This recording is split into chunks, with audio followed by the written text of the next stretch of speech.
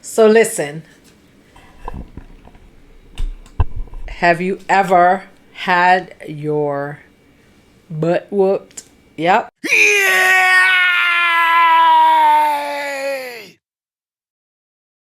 Yep. I said it. Have you ever had your butt whooped? On this channel, a lot of us, a lot of women have had their voice stifled. And one of the tactics used to keep your voice closed, or what I like to call your throat chakra, to keep your throat closed and not allow you to be able to speak your mind, is physical abuse or physical punishment. Let's just call it that, right? Using the belt or using a rod or using a whatever it is, using their hands, right? Like to punish you.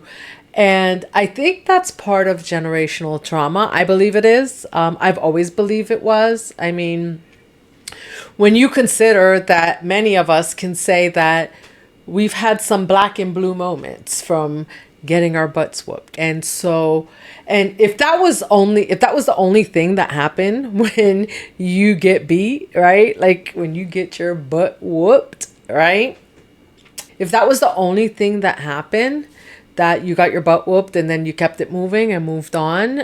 But a lot of us, a lot of women who have had this excessively done at a young age end up not being able to speak your truth, right? Because you are afraid that when you speak your truth, that there's a repercussion.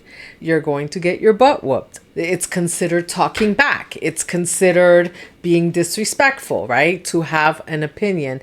And so as we get older and we step into our relationships with men, you get a boyfriend, you get a husband, and then you step into that same cycle with them. And I'm not saying this just happens to women. It can happen to men also, because you'll find that men, on the other hand, might get like stoic. They cannot communicate. They don't know how to communicate with their spouse or significant others. That causes issues. As I'm here talking about stepping into your authentic selves, these are the things that you have to work through. These are the things that we need therapy for. These are the things that we have to look at how it affected us.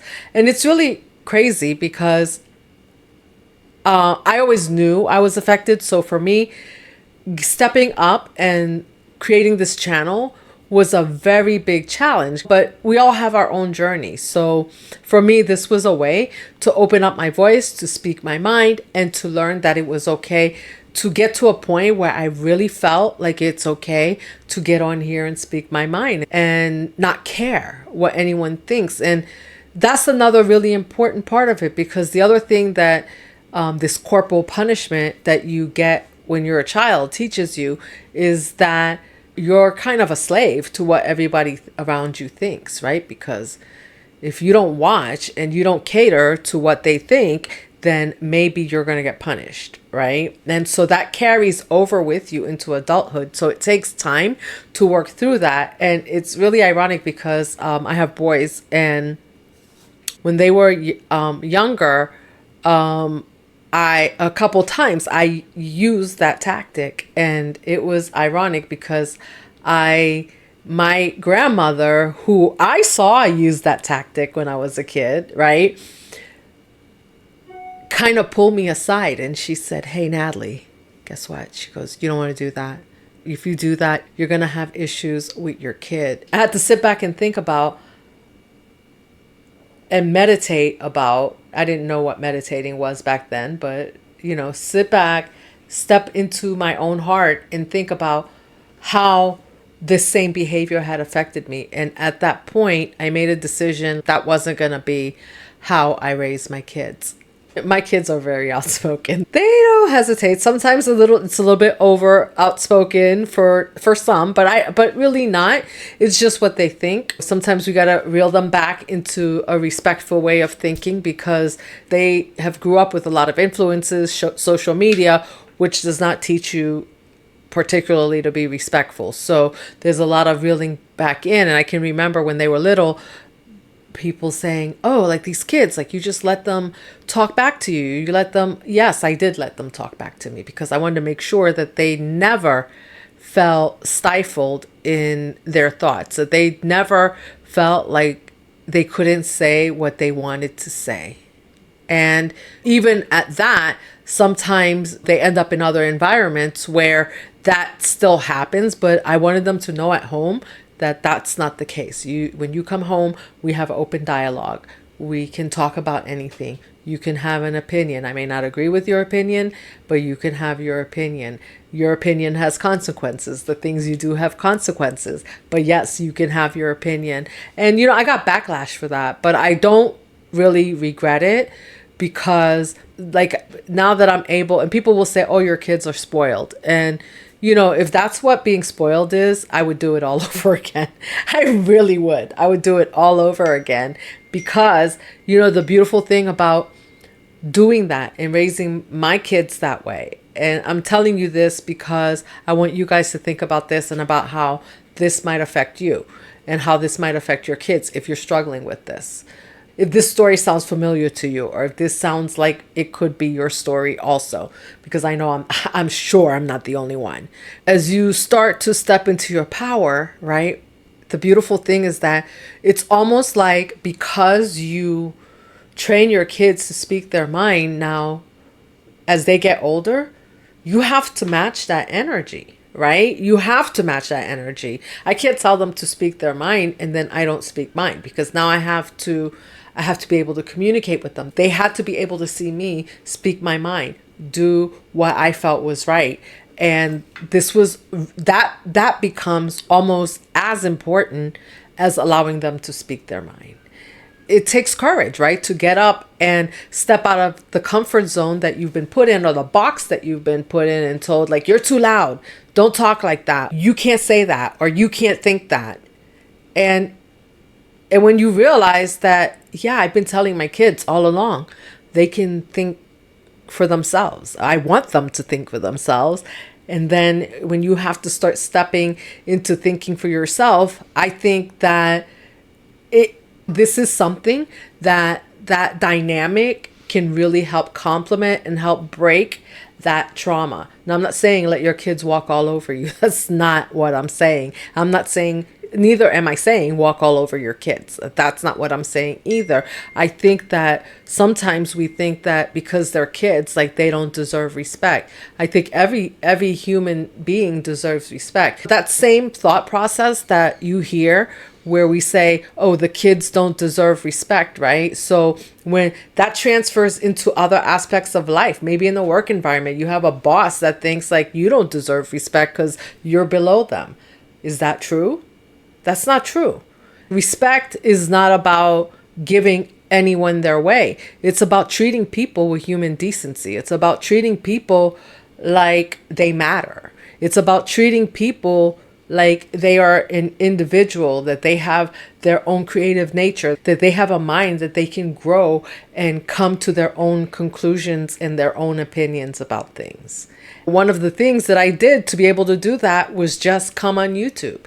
This is not always easy. I've tried different things. I've come out here. You guys have seen me. You've seen me out here like jumping around, like whatever. And the thing is that was purposeful. I did it on purpose because I wanted to come on and just do, and maybe some of it was like, oh, I saw something and I was like, let me try that. But why not? I was not like I was trying to be anyone else, still trying to be myself, but just coming out and like being silly, doing something where, someone might say, what is she doing? Right? But I'm like, I don't care. So I don't care. So it's like if someone put a comment and said, oh my gosh, like you were talking too loud or you're talking too much.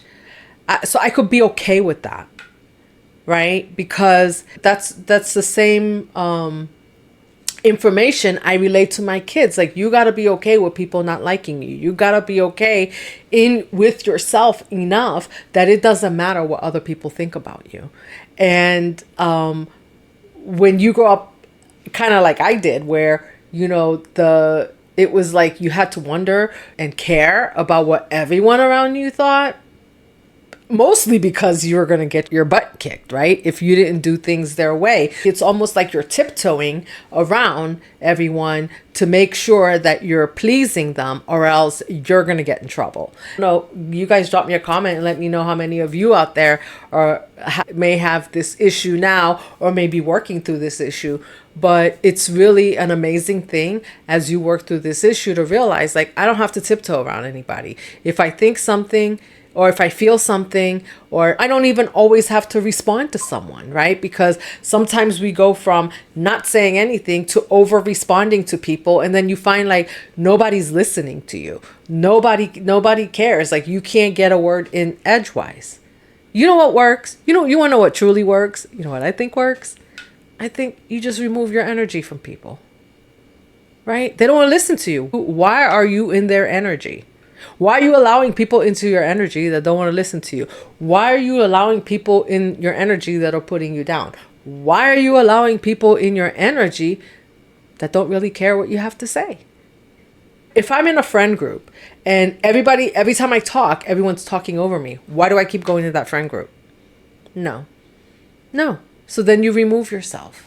And you find people that will listen to you. You find people where the energy can be reciprocated. What this behavior teaches you from a young age is that you should just accept it, that it's normal, right? That it's okay to make yourself small, so that because other people don't think that you are worthy of being heard, or you don't think that your opinion is worthy, or don't think that maybe you even have an opinion. Because it starts to look that way after a while, right? Because the thing about that is that having grown up that way, it stifles your ability to make a decision. I swear to God, there was a time where I couldn't even go to the restaurant and pick it would take me forever to decide what I wanted to eat. And I'd be looking around asking everyone, like, what are you having? And I'm not saying that I don't ever ask anyone, like, what are you having? But if I know now it's going to take me a little bit longer, I make a choice. I'll check the menu and look it up before I go, because I don't want anybody else making the decision for me. I want to make the decision of what I want to eat. And also, I don't want to play follow the leader. It takes work. So you find different strategies, and then eventually, you go in and it works. Like you eventually figure it out. But I want you guys to drop me a comment and let me know if any of you out there are dealing with this. This is something I really wanted to come on and talk about. I don't think I need to talk about it for like an hour, but this whole corporal punishment thing. And I know, like, I'll hear people say you have to, spare the rod, spoil the child. Let me know how many of you think that's true. My kids may be whatever, somebody else, because spoiled by who, the thing is that they're spoiled by whose standards, right? Are they spoiled by my standards or your standards or someone else's standards that wants to beat their kids? If you beat your kids, then yeah, my kids are spoiled by that standard, because that's not the way I do things. And my kids have a voice. And so, but it's really important for them to have a voice, right? And if you see a lot of what's going on, people are feeling right now they don't have a voice. So how important is it for you to make sure that your kid has a voice, that your kid has a voice that is a true voice, not a voice that's reflecting what they think you want, but a voice that really reflects what they want. And like I said, we don't have to agree. If it's something that's dangerous or something that doesn't make sense, we can always tell them no, but at least we allow them to voice their opinion, allow them to voice what they want. Drop me a comment. Let me know what you think about this, and I will see you guys in the next video. Keep weaving the dream, living the life, and loving on yourself. All right? See you in the next one.